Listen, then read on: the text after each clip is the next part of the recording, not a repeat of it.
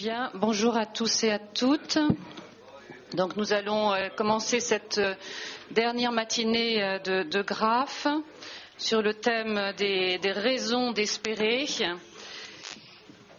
Donc nous allons avoir 3 interventions ce matin. Donc une première intervention sur la solidarité en Europe, mythe ou réalité, par Henryk Wojciechowski. Je vous le présenterai tout à l'heure. Sur l'homme moderne et ses peurs par Rachel Baucher, présidente de l'UNPH, qui va nous rejoindre, je pense. Et Christian Père fera la synthèse de nos travaux en fin de matinée. Alors, je voudrais rappeler également quelques détails matériels de la part du président. Vous rappelez qu'à 10h, vous pouvez laisser vos bagages à la bagagerie. Nous ferons une pause à 10h et que donc la matinée se termine à 11h30 et qu'il y a un déjeuner aussi prévu sur place pour un certain nombre de personnes qui souhaitent rester. Voilà. Alors j'avais envie de commencer cette matinée pour vous lire un petit peu de philosophie parce que nous avons commencé par de la philo et donc je voudrais en introduction, ça va être très court, je vous rassure tout de suite, citer un philosophe français qui me semble résume relativement bien les débats et ses raisons d'espérer pour l'avenir par rapport à l'ensemble des interventions que nous avons eues sur ces questions de société moderne et de postmodernité. Alors c'est dans son dernier livre, il indique un certain nombre de propositions concernant les tentations de la postmodernité. Je vais vous le lire très vite et ensuite je passerai tout de suite la parole aux intervenants. Mais ça me paraît bien justement à relier avec ces raisons d'espérer qui vont conclure ce séminaire. Hélas, qui lit Bale aujourd'hui, Sade et Nietzsche chez nos intellectuels sont davantage à la mode. C'est peut-être qu'ils parlent mieux à notre fatigue, à notre ennui ou à nos sens ou à nos esprits émoussés. On se lasse de tout, y compris et surtout de la grandeur. Y aurait-il autrement des décadences ? Toujours est-il que 2 tentations mortifères l'une l'autre menacent notre modernité de l'intérieur ou la transforment en post-modernité. Tentation de la sophistique d'un point de vue théorique, tentation du nihilisme d'un point de vue pratique. La post-modernité, dirais-je à la façon de Régis Debray, c'est ce qui reste de la modernité quand on a éteint les lumières. C'est une modernité qui ne croit plus à la raison, ni au progrès, ni donc à elle-même. Si tout se vaut, rien ne vaut. Une science n'est qu'une mythologie comme une autre, le progrès n'est qu'une illusion, et une démocratie respectueuse des droits de l'homme n'étant rien supérieure à une société esclavagiste et tyrannique. Mais alors, que reste-t-il des Lumières, du progressisme et de la civilisation ?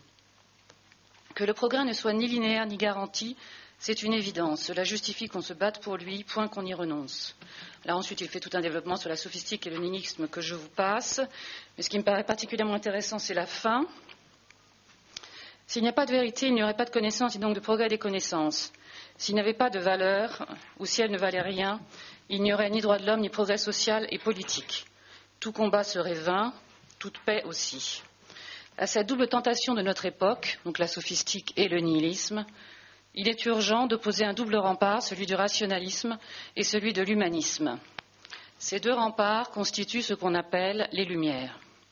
Et il conclut par l'incitation à 2 fidélités.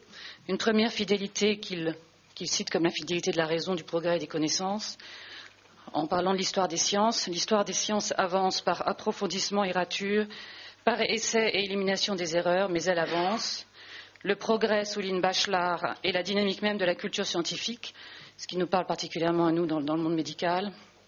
L'histoire des sciences est l'histoire des défaites de l'irrationalisme, fidélité à la raison, fidélité à l'esprit, fidélité à la connaissance.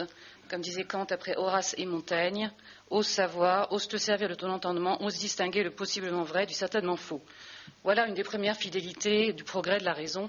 D'ailleurs, ça renvoie également à ce que nous avons eu hier comme intervention sur la question du progrès, qu'il soit dans le domaine du développement durable ou qu'il soit dans le domaine de la gestion collective des organisations dans l'entreprise.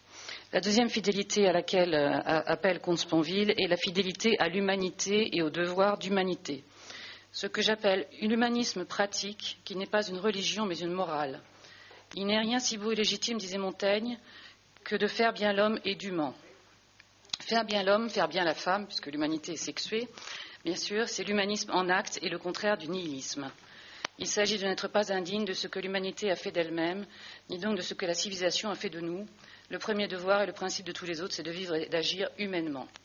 Voilà, donc ces 2 principes, confiance dans le progrès et la raison, confiance dans l'homme. Je pense que nous allons les retrouver dans les interventions de cette matinée à travers 2 intervenants. Donc je vais d'abord présenter Henryk Wojciechowski, qui a une formation à la fois en littérature et en philosophie, qui est un curriculum vitae tout à fait impressionnant, puisqu'il est à la fois président des éditions Znak, qui sont une des plus grandes maisons d'édition en Pologne, qu'il est également coordonnateur ou fondateur de comité de direction de l'Association industrielle de Cracovie, du Centre de la pensée politique et de la Fondation pour la culture chrétienne.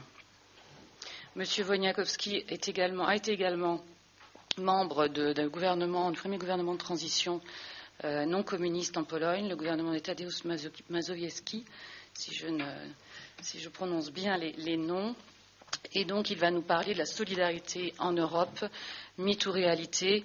Je crois que cette question de la solidarité est fondamentale à la fois pour dépasser les notions d'identité que nous avons évoquées et d'hyper-individualisme qui a été évoqué depuis le début de ce séminaire, à la fois les identités individuelles, les identités à travers la notion de tribu qui ont été évoquées hier dans l'entreprise, et au-delà des identités nationales, il y a bien sûr la question de l'Europe, qui est un champ de nouvelles solidarités possibles.